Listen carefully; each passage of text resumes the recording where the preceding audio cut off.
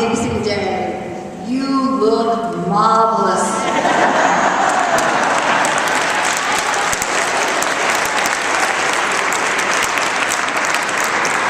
This chapel, this community, these jubilarians are alive with the splendor of God. As I look out at these women who joined together to celebrate this very special milestone in their life's journey, I'm reminded of a story in the Sufi tradition. A young woman asked an older woman in her village, "What is life's heaviest burden?" And she answers, "To have nothing to carry."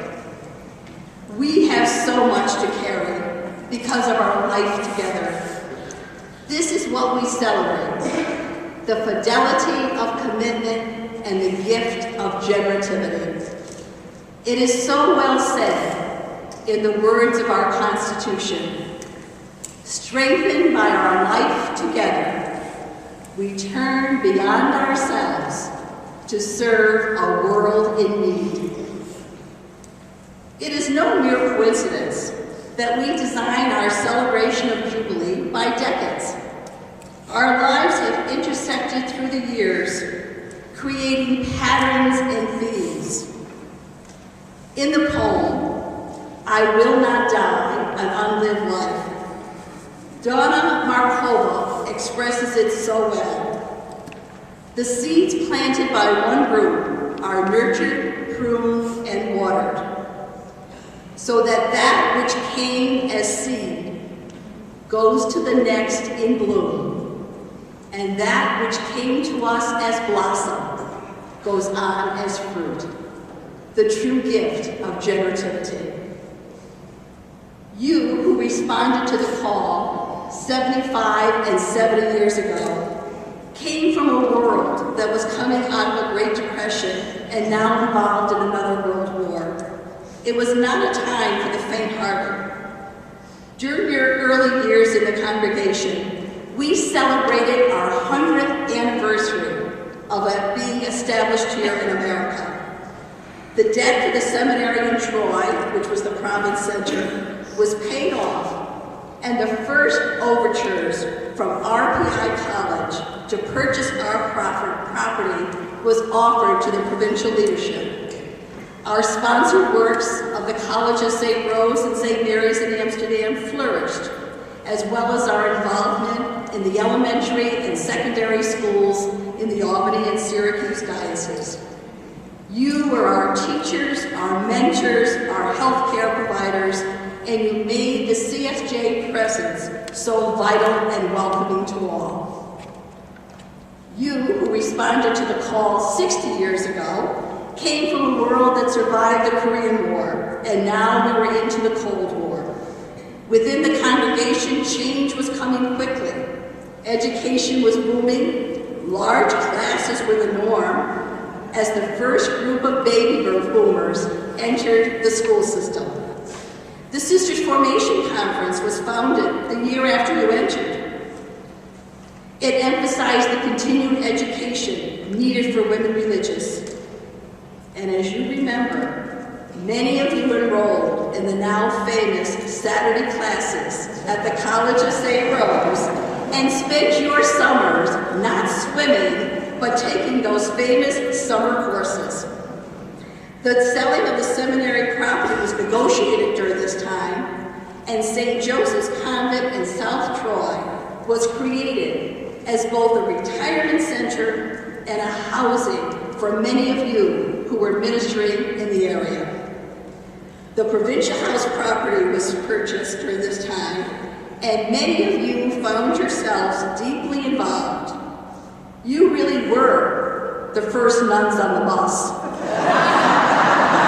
For we saw you as you boarded those buses every morning, embarking from the provincial house to your places of ministry, and then returning in the afternoon as the worker bees in the myriad of activities that were necessary to prepare and outfit our provincial house.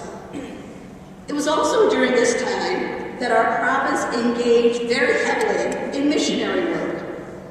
The first sisters from our province were sent to Japan in 1956, and then a steady stream of sisters from the Albany province were sent to Hawaii during the 1950s.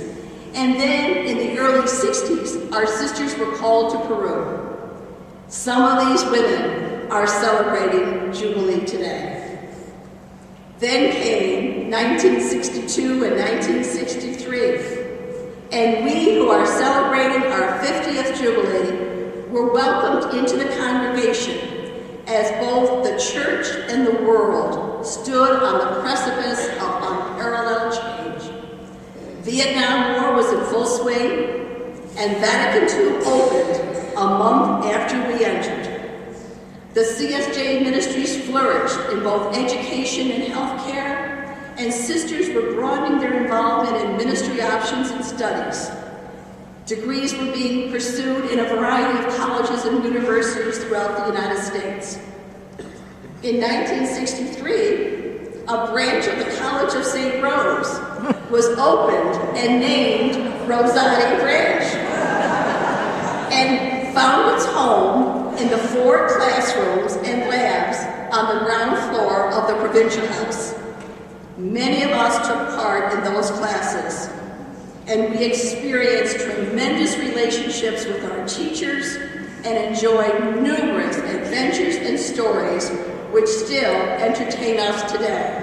As we all remember, Teddy the dog, and Father Lily's morality class, and Sister Emma Jane Spargo, Little Sisters. We, at this time, know that this was a time of both great excitement, yet confusion, enthusiasm, yet apprehension, opportunity, yet challenge, for all that was occurring in the church, the world, and our congregation. And the response was the same. Strengthened by our life together, we turn beyond ourselves to serve a world in need. May this day of Jubilee be for each of us the confirmation of all that has been. We know that the road that lies behind us is the road that frees us for the future. Let the words of the poet, Denise Levertov, resonate within each of us and all of us. We have only begun to imagine the fullness of life. We have only begun to love Earth. So much is unfolding. How could we tire of hope? So much is in bud. For all that has been, thanks. For all that will be, yes. And may the celebration continue.